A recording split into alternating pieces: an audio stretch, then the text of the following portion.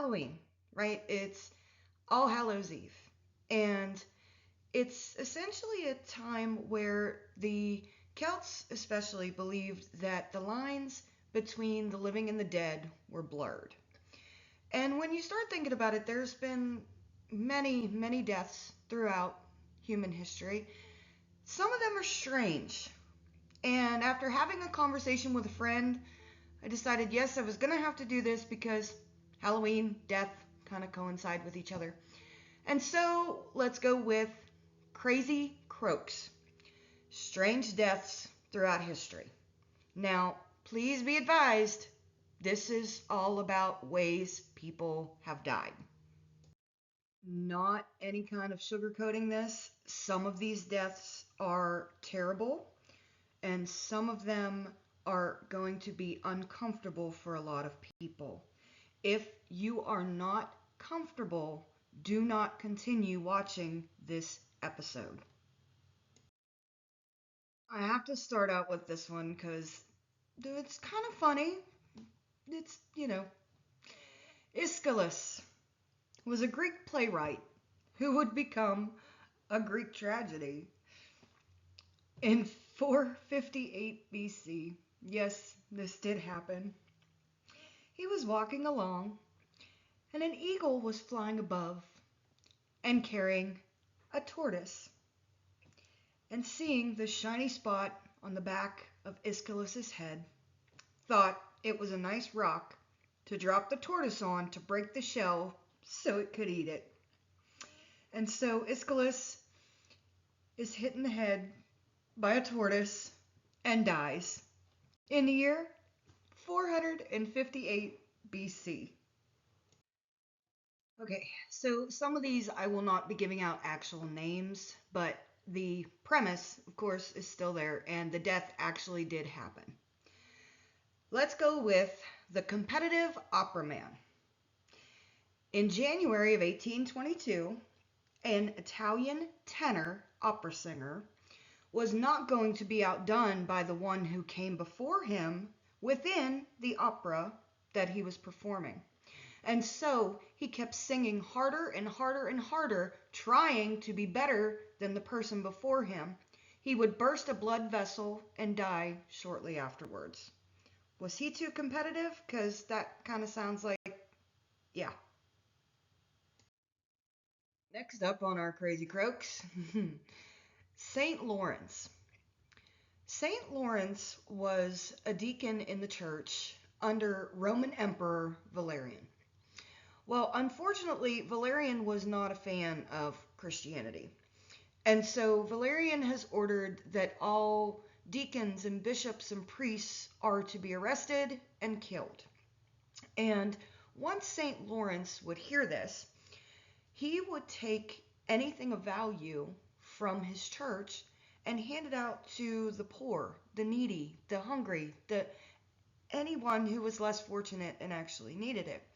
And he decided that it was better to do this rather than to let the greedy emperor have all the riches.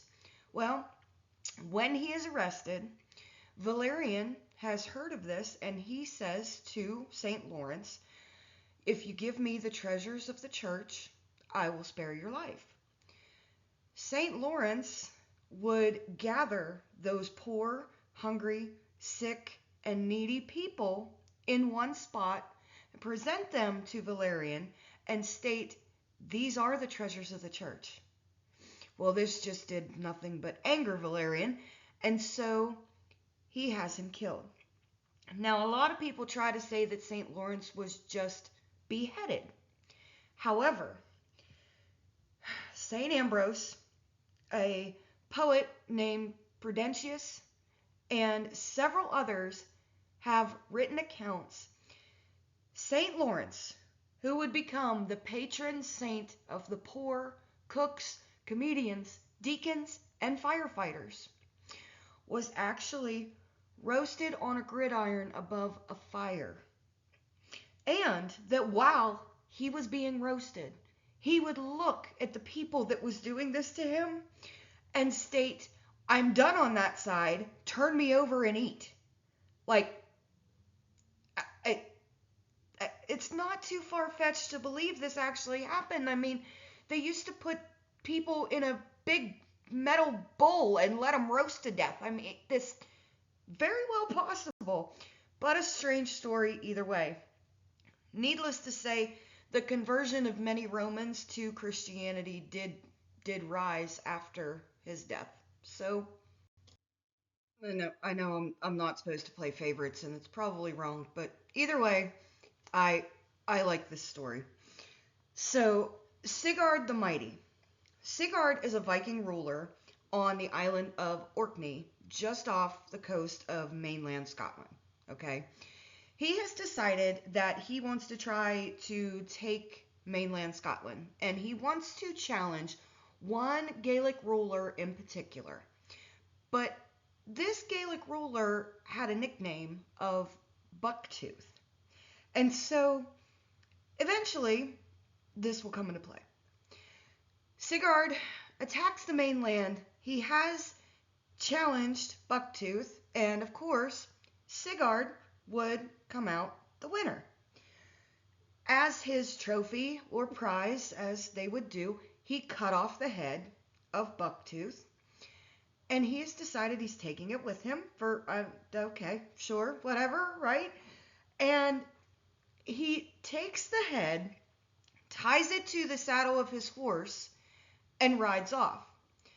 Well, Sigurd would be cut on the leg by Bucktooth's teeth. It would become septic, and he would die from being scratched by a tooth of a severed head.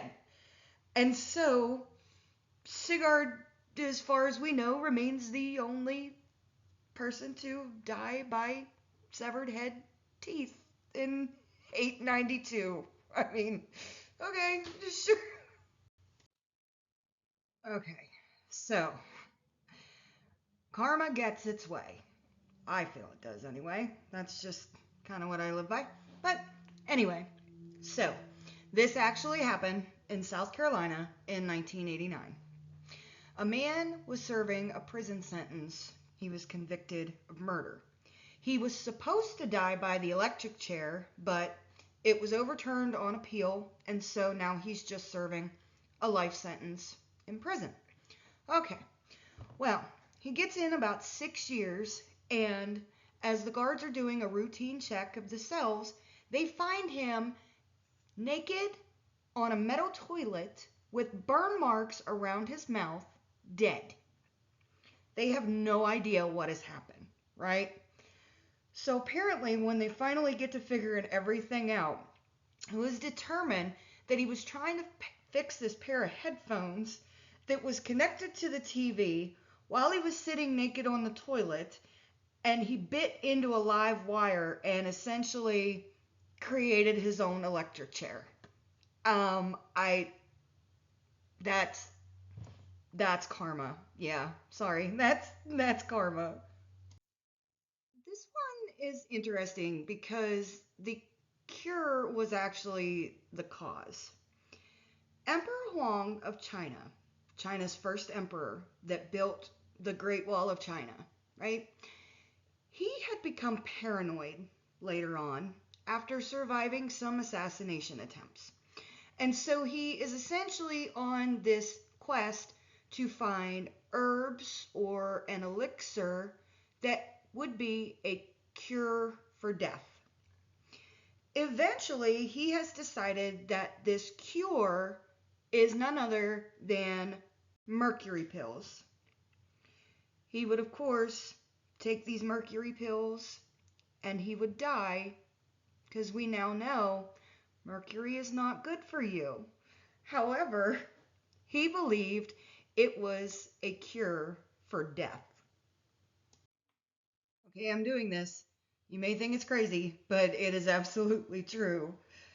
Death by cow. In a small town in Brazil in July of 2013. There's a man and a woman, and they're just laying in bed. They're minding their own business. They're not bothering nobody, right? And eventually they hear something, and a cow falls through their roof. It just misses the wife, but it falls on top of the man, and unfortunately, he would pass away from his injuries. And really, when you think about it, it's a cow. They weigh a ton, right?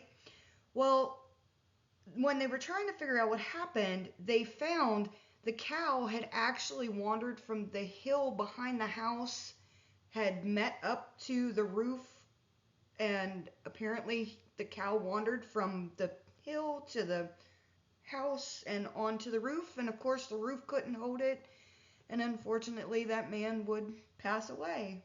But yeah, this really did happen. Okay, yes. Do you ever watch Horrible Histories? It was a British television show. Um, anyway, Stupid Deaths, and yes, this man was featured on there. Makes me laugh every time. Either way, Edmund II, King of England. He would die in the year 1016, but his death is just that. Anyway, um, at this time, Edmund is a young king, and there are tensions between him and a Viking king, Canute. Now, England is not essentially really united at this point as it should be. And so there are a lot of traitors within Edmund's circle. One of those noblemen who would be a traitor is named Edric. Edric would convince his son to wait in a cesspit in the king's privy. Essentially, if you ever used an outhouse, you know it's just like a wooden box and the hole is the ground, right? So he is essentially sitting in there waiting for Edmund to come in and do his business, right? And I don't even know how long he waited, and I don't want to know. There's so many questions, but whatever. Um, the minute Edmund dropped his pants and sat down to do his business, the Edric's son stabbed him through the bottom, sword up through the bowels, and he would die. Edmund would only be king for a few months, and then how's that? You're stabbed in the behind, trying to go to the bathroom. Okay, does it make you think? I mean, now they people always have that ordeal about snakes in the toilet, and now I got to worry about swords in a toilet. Okay, I don't even know where to go with this one, especially for the year. But this happened in Britain in the year 2002. A man and a woman out for an evening, having a good time, have decided that they're going to get it on in the middle of a street. An off duty paramedic would tell them, hey, don't do that. Kind of, please, this is a dumb idea. You could get hurt. Well, that's exactly what happened. Apparently, a bus was driving down the road, had pretty dim headlights, and thought it was just a bag of trash and ran them over. So, yeah, it's love, love hurts. Okay. I don't know what this says about me that I've actually enjoyed doing this one. I was having a lot of fun with especially the graphics. But anyway, so George Plantagenet, he is known as the Duke of Clarence. He is the brother of Edward IV, King of England, right? Well, he has essentially one too many times rebelled against his brother and plotted against his brother and tried to be king himself. And so finally, Edward gets tired of this and he says, put him on trial. And he's found guilty of treason and, of course, is sentenced to death. Well, if that wasn't bad enough, that you already have to, put your brother to death for treason, George Plantagenet would request as his manner of death to be drowned in a barrel of Malmsey wine. I am not kidding you. He wanted to be drowned in a barrel of wine. What? Okay. Now, you have no problem causing rebellions. You have no problems trying to kill your brother, but and no problem dying. But why waste the wine? Please explain that to me. Why are you wasting the wine? I don't get it. Sorry, but it, okay. I'm on too much of a rant, and I've had way too much fun with this one. All right, so this happened in Austria in 1567, and I'm literally calling it a hairy situation. The mayor of a town in Austria is somewhere doing mayorly things, whatever, and wherever he is, a fire breaks out. Well, as he is trying to run away and escape the flames, he would trip over his 6 foot long beard and break his neck. This is how he would die. If that wasn't something in itself, the town still has his beard on display to this day. Well, I don't know what you've thought about this video. Hopefully you found it interesting, if nothing else. It's something different, I thought. But I'll leave you with a few little tidbits, and then hopefully you have a great Halloween weekend. Um, there was a man in 430 BC that believed if he jumped into the volcano, he would become a god and be immortal. Well, he never come back from the volcano, and if he's a god, I probably won't know until I die. Um, Pigs really do eat bones and all. There was a man in Oregon in 2012 found this out the hard way. Um, there is a death certificate from the 1850s that actually reads for the cause of death being swung in circles by a clown. Uh, okay. A man was actually beaten to death with his own wooden leg. And there are a lot of people that die from kites in India. Apparently, the kite fighting is a huge ordeal over there, and the glass coat the strings. And a lot of people die just from that unfortunate. But there are many examples of strange ways to die and different things that I just thought, like I said, Halloween. I thought it just kind of went with the theme. Well, I hope that you enjoyed it a little bit. I hope that you don't think me too unkind or unfeeling, because yes, these are unfortunate, but some of them, I mean, come on, the 892, the die by tooth, come on, it's been a rough time. I'm allowed to laugh a little bit, right? Either way, whatever you do this weekend, be safe and have fun, and thank you again for watching.